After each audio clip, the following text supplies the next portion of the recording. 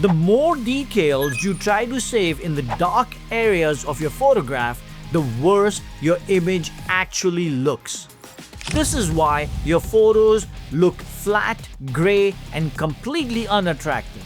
Stay with me, I'm going to show you the 3 levels of shadow control that will change how you expose forever. And I'm going to reveal why I underexpose on purpose, just to find the texture everyone else misses. I've broken this down in a system so it's easier to understand. The first is the full shadow detail. Like over here in this image, see how everything is being shown in the dark areas? And in this image, everything is being shown in the dark areas as well. This and this one and this one. This is the most common mistake. The second is control shadow detail. This is the winning zone. Like you see over here, you see just enough shadows, but you don't. And you see here, here, and here as well. The third is the lost shadow detail. This is where you lose your audience completely. Like look at this one and this image, and look at the dark areas over here, and look at this one. This is like you can't even see anything in your dark areas. But before I show you the winning zone, you need to understand why shadows work on the human mind. I need to tell you about the day an art director from the Vogue magazine completely rewired how I see light. Because what he said applies to every single one of these levels. It didn't happen in the field while I was photographing wildlife. It happened when I was photographing for the fashion magazine Vogue, which is the most famous in the fashion industry in the world. I thought my job was to make the image bright, clear, and perfectly detailed. Wouldn't you think the same thing? I was a young photographer and I was shooting for such a big magazine, and I just wanted to impress everybody around me so I can keep shooting for them again and again. So, what was the first thing that came to my mind? Show everything. But the art director kept stopping me and asking me to make the image darker. What he said next changed my perspective on shadows forever. He said, Ejaz, when someone stands in front of you totally exposed, you lose interest after the first glance. There is no mystery left to solve. But when someone is partially hidden, you want to see more. You lean in, you search, and you stay. But be careful, if everything is hidden, it's too much work to see. And people do not want to put that much work into it. Stay with me because now I'm going to show you exactly how the lesson applies to dark wildlife subjects. First, I'll show you the mistake that makes the dark animals look flat. The first danger zone is full shadow detail. This looks safe, but it destroys power.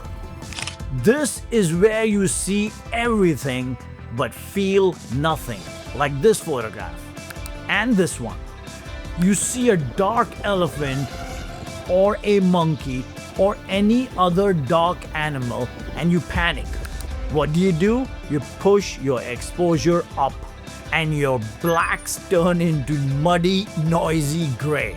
The subject loses its weight. It loses its power. You've exposed the image completely. And just like the art director said, your audience have lost interest. It's a snapshot of an animal, but it's not a masterpiece. Alright, let's do the failure zone first before we can do the winning zone. Because you must understand what makes you fail and what makes the winning zone the winning zone. And I have made this mistake so many times. So many times I can't even tell you guys. You have to know when you're going too far, the lost shadow details. This happens when you get obsessed with the highlights and ignore the shadows completely.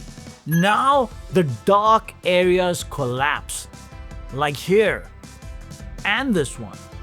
There is no texture, no separation, and no information in the shadows.